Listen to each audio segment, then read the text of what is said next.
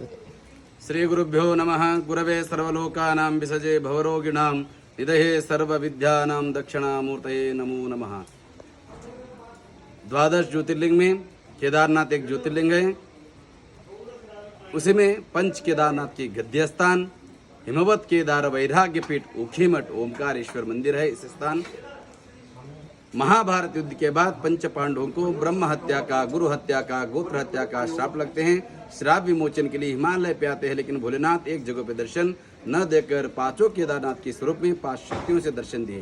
केदारेश्वर में पृष्ठभाग के दर्शन, द्वितीय केदार भगवान मधुमेश्वर में नाभि की स्वरूप दर्शन, तृतीय तुंगनाथ में हृदय और भावु के दर्शन, रुद्रनाथ में नेत्र मुखमंडल, कल्पेश्वर में जटा, केदारम मध्यमम तुंगम तथा रुद्रालयम प्रियम कल्पकांच महादेवम सर्व पाप प्रणाशम। जिन्होंने 5 क्षेत्र के दर्शन करते हैं सर्व पाप प्रणाश हो जाते हैं। लेकिन दुर्गम स्थल में होने के कारण सभी लोग वहां नहीं जा पाते हैं। लेकिन इसी क्षेत्र में पंच केदार गद्य स्थान, हिमवत केदार वैराग्य पीठ ऊखीमठ ओमकारेश्वर मंदिर में आकर साक्षात यहाँ भी दर्शन करने मात्र से भी 5 केदारनाथ की परिपूर्ण फल आपको यहाँ प्राप्त कर सकते हैं। क्यों? मने 6 मासम देवता पूजा, 6 महीने हिमालय पे पूजा होती है। 6 महीने इसी स्थान ओमकारेश्वर मंदिर पंच केदार गद्य स्थान 6 महीने पूजा यहाँ होती है। इसलिए इस स्थान पे दर्शन करने के बाद ही 5 केदारनाथ की जो परिपूर्ण फल आपको जो है यही प्राप्त कर सकते हैं आपने। इसलिए इस मठ को पंच केदार गद्य स्थान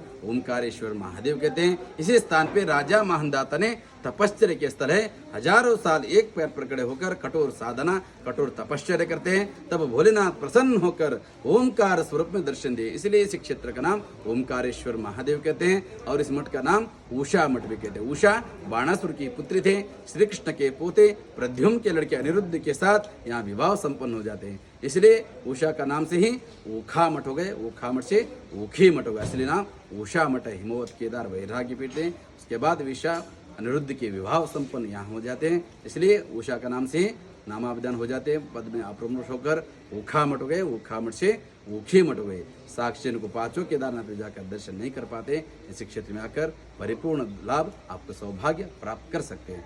इसी स्थान को सौभाग्य प्राप्त हुए उषा देवी का, अनिरुद्ध की विवाह स्थल भी इसी स्थान पे सौभाग्य प्राप्त हो गए बोलकर सभी आकर दर्शन करने मात्र से के मने स्वर्ग है, दार मने दरवाजा, स्वर्ग के दरवाजे में साक्षात भू कैलाश मने यही केदार है, यही हिमवत केदार वैराग्य पीठ ऊखीमठ है। आप दर्शन करके कृतार्थ हो जाइए। आपके परिवार के ऊपर भोलेनाथ की कृपा सदा बने रहे। आपकी भक्ति भोलेनाथ के चरणों में अर्पित करते रहे।